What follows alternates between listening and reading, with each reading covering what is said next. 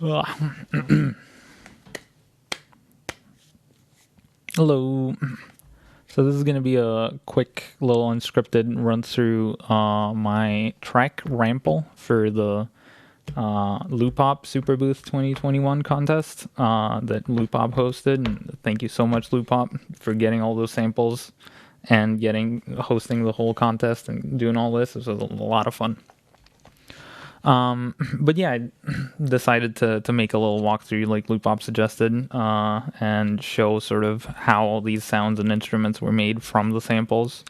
I sort of mangled some of them. I don't know how kosher that is in the spirit of the context, but I feel like I kept the the soul of the samples there. So we'll see.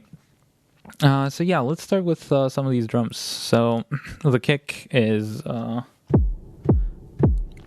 it's just the Portal Drum Kick 5 with a pitch envelope. It's kind of weird. It's coming down from down an octave up sort of fast. And then just a drum bus. It gives it some punch. Very good kick. I like it. End snare is a sound I ended up not really using in the track. It sounds kind of cool. I time warped the end part of a snare. I don't remember which one at this point. It was from 6mod 6 snare 4. I named it that. I named a lot of the files into my own little wacky names. So yeah, we'll see. We'll see if we can find all the original ones, but I assure you they're all from there. Next up, is what I named it. It's a nice little hat. It originates from 6mod 6. Really like the 6mod 6 samples. Really good drum machine. But yeah, it's got a filter on it with a little bit of resonance. Again, a drum bus. I put a drum bus on everything. And yeah, pretty nice little hat. Reverse over here is I'm pretty sure, yeah, the hat sample here from Zaps, but reversed, warped with a repitch, and then I put a big ol' echo on it. Used it for a little bit of a build-up. Snare into perk. So this came from Percon. Very good drum machine as well. Like, holy shit. Okay, very good. But yeah, I cut it off really soon. Put a pitch envelope on it, again coming from below. And a filter. And yeah, as you can see, it becomes more of a perk than a snare. Just, you know. The main snare, snare 3 from Percon again. Again, I just named this. This is what it sounds like originally. Very good punchy snare. Actually pretty dry over here. Sort of messed with the volume and velocity in Simpler. Yeah, it's really nice and punchy just by itself, honestly. Rim shot from Portal. Also dry. So yeah. This is, I wanted to use this. It's a really nice sound from Godfather, but ended up not using it in the track. Has. I put this on the offbeats of the track, and it sounded pretty awesome. Like, I think a couple of these over here feature it. Let's see. Da-da-da. Yeah, like this clip. Really good on the offbeats. Again, dry, just cut it off pretty fast with a going down. Ha! More of a perk. Huh. Closed hat. Very good. Yeah, and we can see, I guess, where these came from. So 6mod 6. Ha from Percon H is from 6 mod 6. And hat is from Zaps. This is, again, the same one that was used in reverse here. But of course here, drum bus. No envelopes here, but oh yeah, I also started it after the transient. It's more of a snare sound at this point. And Hazmid, I have no idea where I came up with this. This is from 6 mod 6 Has. And then, oh yeah, so it's the same as Has, but it starts in the middle. It's without the transient, so you can do stuff like pretty fun. I had a different drum rack just for the, so yeah, I call this Open Hat 3 from 6 mod 6, but it is really more of like a cymbal. Put a little bit of reverb on it, just, you know, and put it on the on the first beat of a lot of patterns, and it ended up, you know,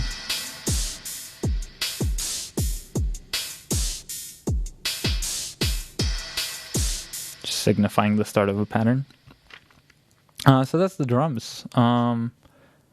You know, put a glue compressor on top of everything for fun, and then some reverb in front of everything. I think I changed this later on in mixing, but, you know, who cares?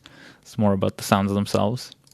So let's go on to the instruments that also have, like, just weird names that don't really represent what they are. Like ARP doesn't really ARP. Let's go with Spooky Action, I think, is the most straightforward one. I used Sampler for the multi-samples. And this is, we have Hot Swap here. No. Since this is the Nymphs, some patch from the Nymphs. Oh no. But yeah, it's this spooky sound. And again, I used it pretty dry. Put a filter on it. It sort of goes up and stays there with the envelope. And just slow down the attack to make it more of a big old pad that slowly comes in and spooks you. Used it in the background a lot and just came in and out. Hybrid reverb carrying the track. Let's head on over to Hydrapad. Oh no, let's not go to Hydrapad yet. Yeah, at this point all of them are pretty mangled up. So let's go with ARP first. So this is from Udo 6, which for some reason is not showing up in user library for me. I think I didn't import it and I just got it directly from the folder. It doesn't matter too much. So yeah, let's see what this whole thing sounds like, sort of dry, hopefully. So no EQ8, and yeah, none of these things. Got a filter envelope to get a plucky sort of sound out of it.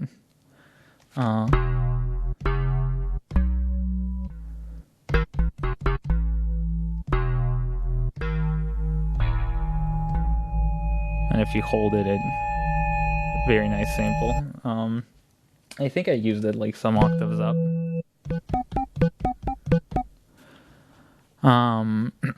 But yeah, I cut off the release because a lot of stuff is happening later on here, so, you know. So yeah, some saturation, auto pan, and wander at the same time. So wander is a filter delay. It's got left, right, and center. And I'm gonna turn the EQ as well, and let's see what it sounds like with everything.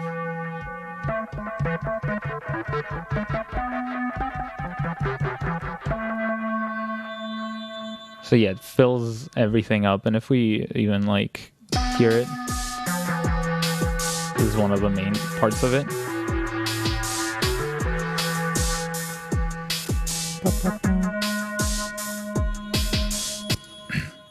So yeah, both the delay and the holding sound that brings up that other spooky noise really fill everything up. Not that mangled, just a bunch of delay on it. The bass. So, too bassy. Also has a delay. I think I also changed that in mixing. It was a little bit too much.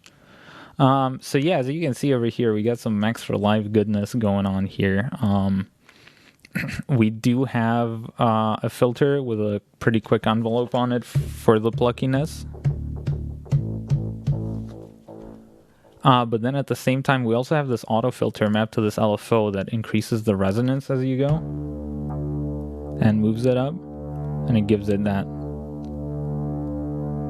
wavy sound for longer parts. So if I enable this as well, this is just in the background, doesn't really do anything, but it fills it up, helps the chord progression.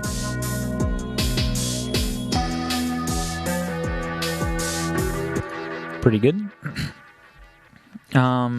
And yeah, I really think I removed the delay, but you know, you never know. I don't remember anything. And yeah, let's get to the crazy stuff, I guess. Glitchy, annoying. So yeah, I really hated this sound, and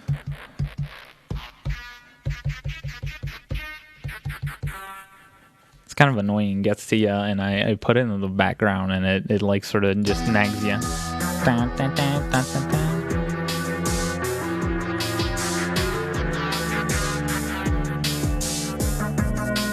I mixed it pretty low, but yeah, let's see. So this is originally from Orbit 3. It's yeah,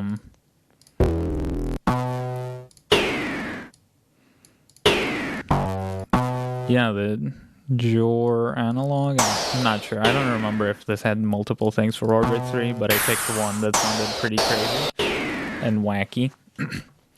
And yeah, a lot of Max for Live again. We have the filter just pumping all the time, and the amount of the envelope going in changing. An auto pan that also keeps on changing. Just everything is mapped to these random LFOs. So yeah, I wonder what this would sound if I just disabled everything. I mean, we know what it sounds like. We just heard it. Never mind. So let's see what else we're doing. Yeah, we are cutting out all of the bass and like all sub bass and bass, keeping just the high frequencies here. And then I have another auto filter here that just you can change with some of these parameters in terms of the drive.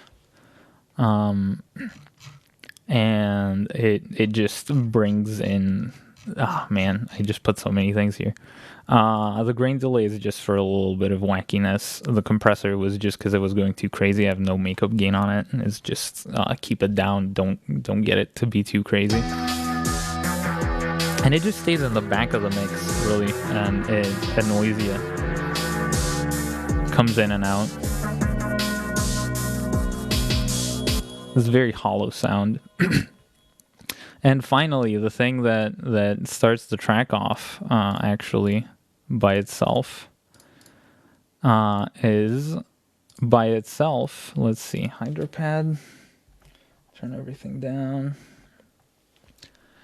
This is like the thing I spent most time on. So it's the normal pad from Hydrosynth. I really like it. It's pretty expressive by itself. And I have it like doing some chord progressions, changing between different spooky sounds. Later on, just I don't remember. Yeah, this one.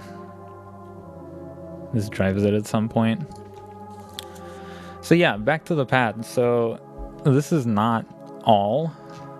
If I start turning these knobs over here on the push, it's gonna have rhythmic elements to it, and it can get pretty wacky, pretty crazy, and fill up a lot more space. So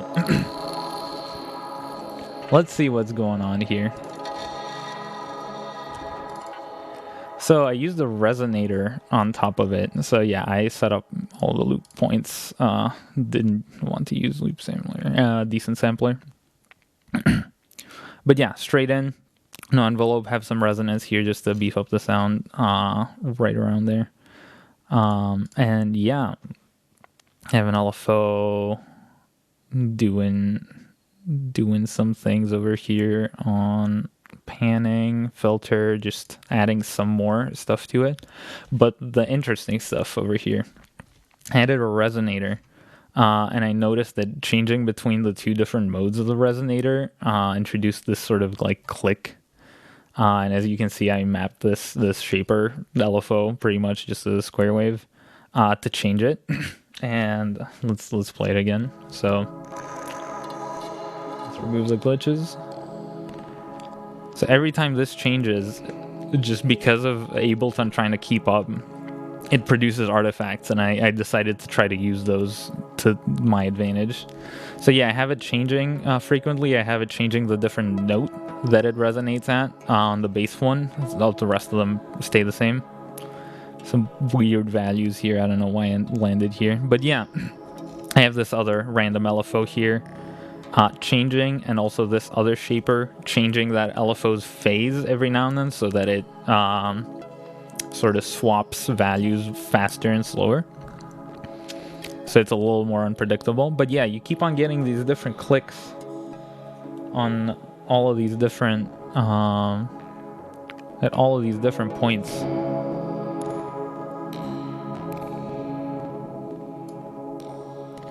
And I really like that, and I really like the clicks, so I wanted to sort of capture them and get something going with them. So I opened up some chains over here, so I have the dry signal going through some reverb, adding even more beefiness to it. And then I have a delay that sort of gets only the high frequencies over here and gets them, but the values of the delay are mapped from this envelope follower that happens only on the highest values over here. So I have an auto filter to get just the high frequencies, so those clicks will get captured. And then let's see.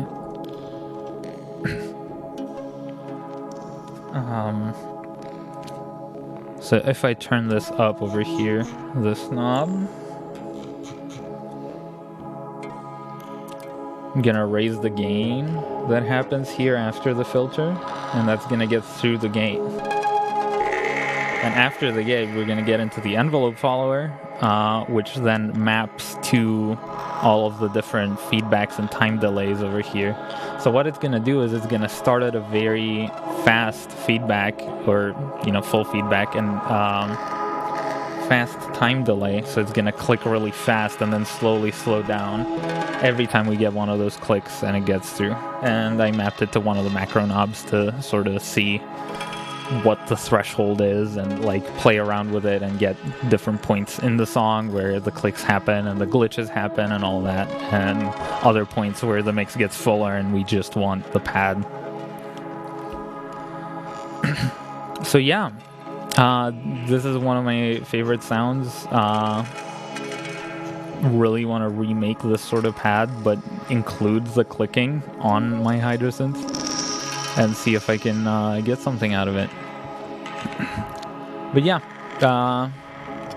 that's pretty much it in terms of the sounds.